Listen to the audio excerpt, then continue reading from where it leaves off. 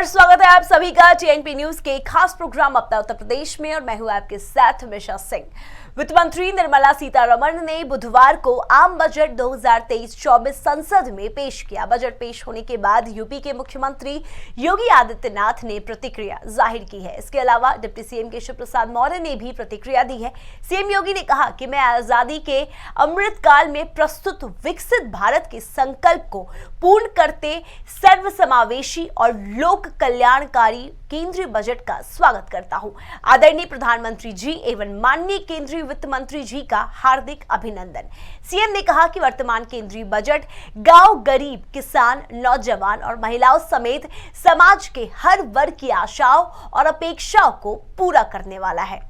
वित्त मंत्री निर्मला सीतारमण ने बुधवार को आम बजट संसद में पेश किया। इस पर विरोधी दलों की प्रतिक्रिया आने लगी है। बजट पेश होने के बाद बीएसपी प्रमुख मायावती ने प्रतिक्रिया दी है। बीएसपी प्रमुख ने कहा कि देश में पहले की तरह पिछले 9 वर्षों में भी केंद्र सरकार के बजट आते जाते रहे, जिसमें घोषणाओं, वादों, दावों व उम्मीदों की बरसात की जाती रही, किंतु वे सब बेमानी हो गए।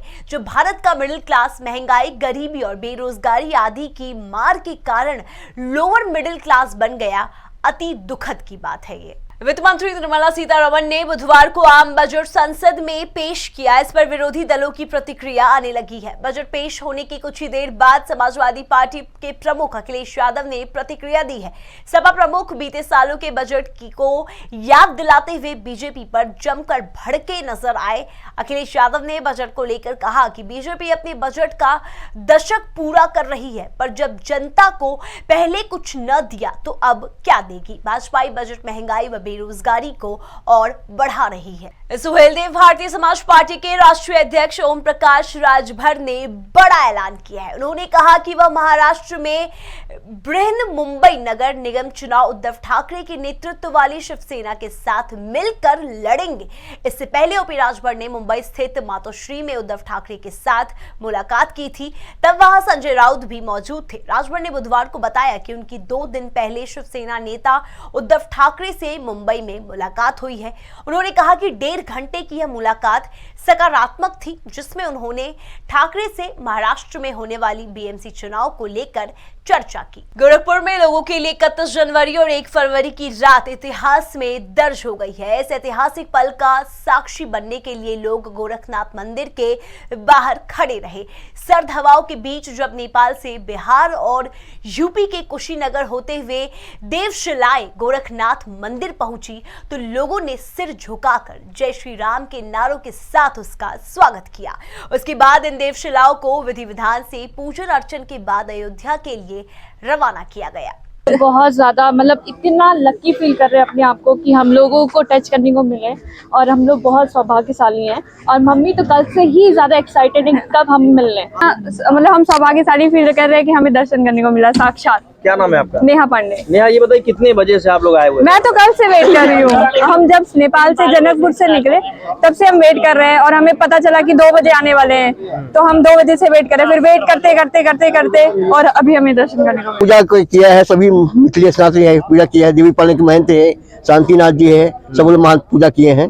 महाराज जी भी आएंगे क्या कल? अब देखो सुबह आ जाने चाहिए, सवेरे आना चाहिए। लग रही है? हाँ हाँ आना चाहिए। शालिग्राम का महत्व क्या है, इसके बारे में बताएंगे कुछ? तो शालिग्राम, ये तो राम जी की मूर्ति बनेगी, उसका शिलान्यास फिला का है ना, राम जी की मूर्ति बने, सीता की मूर्ति बनेगा। यहाँ अयोध्या में ले जाएंगे। इतना ऐतिहासिक क्षण है, बहुत पूरा बहुत खुशी हो रहे हैं। वहीं गोंडा में भू माफियाओं के खिलाफ अधिवक्ता लामबंद हो गए हैं। सैकड़ों अधिवक्ताओं ने जिलाधिकारी कार्यालय के सामने प्रदर्शन किया। उन्होंने भू माफियाओं के खिलाफ कार्रवाई की मांग की। साथ ही कैसरगंज सांसद प्रतिनिधि और भू माफिया खलील पर गंभीर आरोप भी लगाए। अधिवक्ताओं का कहना है कि भूमाफिया और सांसद प्रतिनिधि अवैध तरीके से जमीन हड़पने का काम कर रहे हैं। उन्होंने सुरक्षा और कार्रवाई की मांग को लेकर जिलाधिकारी को ज्ञापन सौंपा। वक्त हो चुका है एक छोटे से ब्रेक का। ब्रेक के इस पार खबरों का सिलसिला यूं ही चलता रहेगा।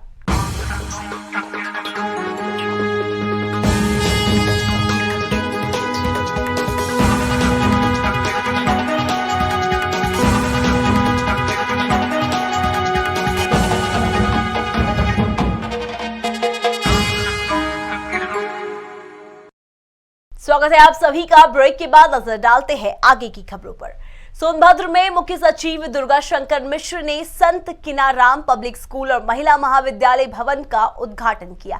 साथ ही उन्होंने संत किनाराम महिला डिग्री कॉलेज और पीजी कॉलेज के भवन का शिलान्यास किया। इस मौके पर कई लोग मौजूद रहे। कार्यक्रम की शुरुआत दीप जलाकर की गई। कार्यक्रम के दौरान सचिव ने कहा कि प्रदेश में इन्वेस्टर्स समिट के जरिए 20 लाख करोड़ से ज्यादा की धनराशि का निवेश करने का काम किया जा रहा है। रायबरेली में अवैध क्लिनिक संचालक को नोटिस देना सीएचसी डॉक्टर को महंगा पड़ गया। डॉक्टर ने स्थानीय लोगों की शिकायत पर अवैध क्लिनिक चलाने वाले संचालक को नोटिस भेजा था, जिसके बाद अवैध क्लिनिक संचालन ने अपने 2 दर्जन साथियों के साथ मिलकर डॉक्टर और उसके अस्पताल पर तोड़फोड़ कर दी। साथ ही डॉक्टर के साथ हाथापाई भी की, जिसके बाद ये पूरी घटना सीसीटीवी में कैद हो गई। मौके पर पहुंची पुलिस ने सीएचसी अधीक्षक की तहरीर पर 3 नामजद सहित 25 लोगों के खिलाफ मुकदमा दर्ज किया। पुलिस ने सीसीटीवी फुटेज के आधार पर आरोपियों की तलाश शुरू कर दी है। आज मैं जब सायंकालीन अपने समस्त स्टाफ के साथ क्वालिटी एश्योरेंस की मीटिंग कर रहा था, तभी मुझे सूचना मिली कि कुछ 20-25 लड़के मेरे आवास की तरफ गए हुए हैं। बाहर निकल के जब मैंने देखा तो 20-25 लड़कों ने मेरे आवास का ताला तोड़ने की कोशिश करी थी।